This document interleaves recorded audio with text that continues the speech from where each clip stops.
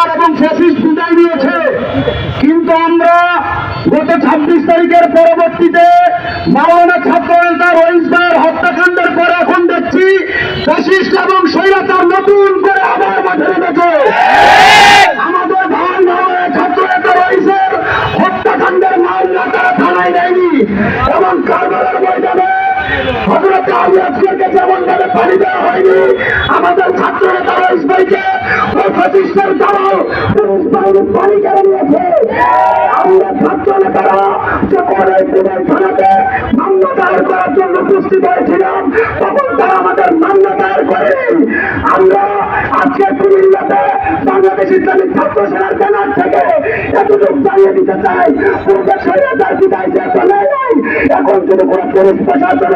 স্বৈরাচারের সালারি করে, যেমন ভাবে আমাদের ভাই ছাত্র নেতা রইসুদ্দিনকে মব জাস্টিসের মাধ্যমে দুনিয়া থেকে হত্যা করে বিদায় করা হয়েছে, তার হত্যাকারী এবং তাকে চিকিৎসার অভাবে বাংলাদেশের প্রশাসন যেভাবে কারাগারে প্রেরণ করে তাকে মৃত্যু দিয়েছে, আমরা ওই হত্যাকারীদেরকে মব জাস্টিসের মাধ্যমে তাদেরকে হত্যা করতে বাধ্য হবো।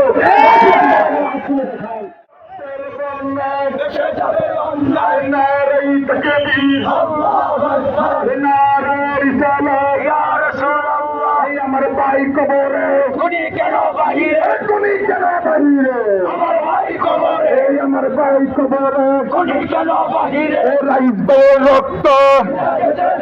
আরে রাইস ভাইয়ের রক্ত, রক্ত আরে দিতে যেতে দেবো না, আরে লেগেছে রে লেগেছে,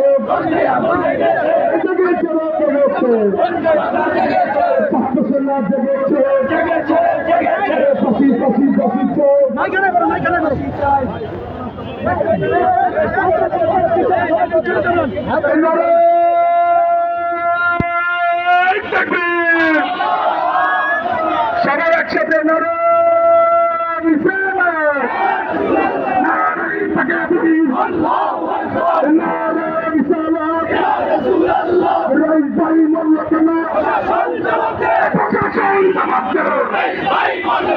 আমার ভাই কবরে খুনি কেন বাহিরে, খুনি কেন বাহিরে, আমার ভাই কবরে